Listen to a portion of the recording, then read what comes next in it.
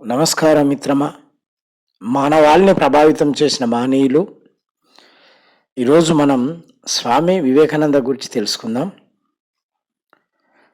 మన దేశ చరిత్రలో కొందరు వ్యక్తులు మాత్రమే జాతిని ఉత్తేజపరిచే జ్వాలల మానవాళికి మార్గాన్ని చూపే దీపంలా నిలిచారు.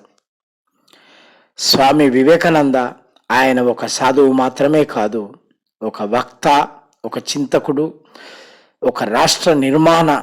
వారి జీవిత మార్గం నేటికి యువతకి మార్గదర్శనం చేస్తుంది.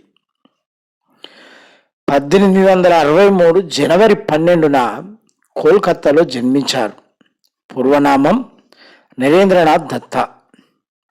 బాల్యమే ఆధ్యాత్మికతతో నిండినది.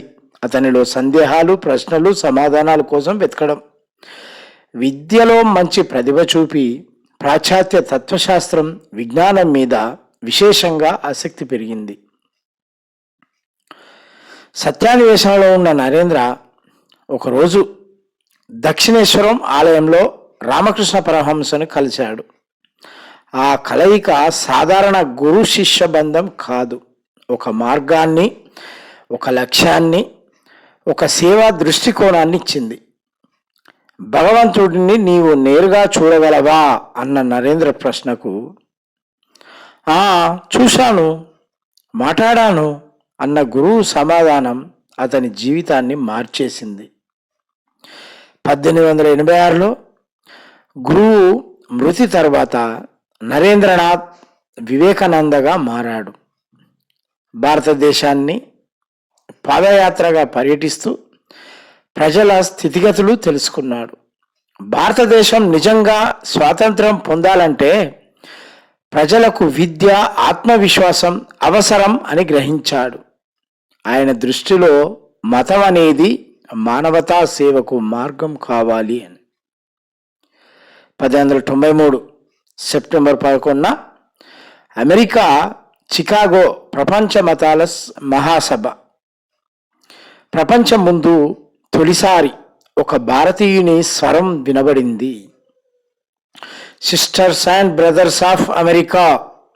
ఈ మాటలకే హాల్ లోపల 2 నిమిషాల పాటు చప్పట్లు.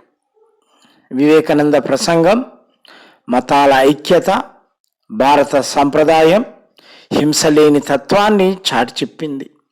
ప్రపంచం భారత్ను చూసిన దృక్కోణం మారిపోయింది.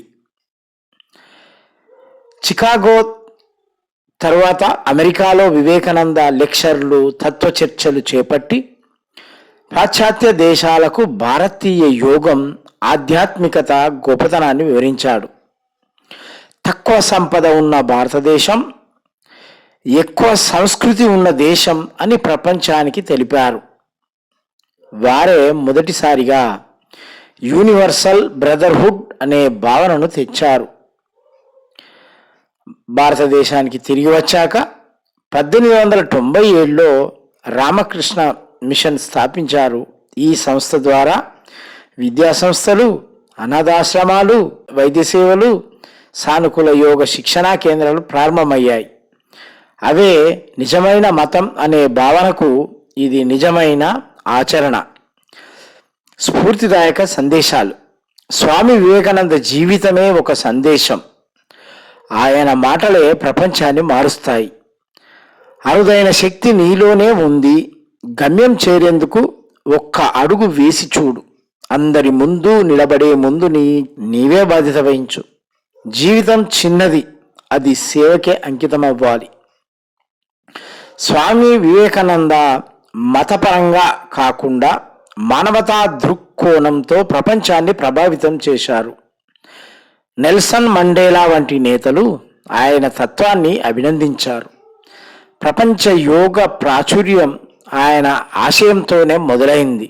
నేటికి యుఎన్లో sisters and brothers of America ఉల్లేఖన ఉంటుంది. 1902లో 39 ఏళ్ల వయసులో బ్రహ్మలీనం పొందినప్పటికీ స్వామి వివేకానంద భావాలు నేటికి జీవించి ఉన్నాయి. ఏ ఒక్క యువకుడు కూడా తనను తాను తక్కువగా భావించకూడదు అనే సందేశం ప్రతి తరం యువతలో ధైర్యాన్ని నింపుతుంది. అందుకే ఆయనను మనం గర్వంగా మానవాళిని ప్రభావితం చేసిన భారతీయ మహనీయుడు అంటాము.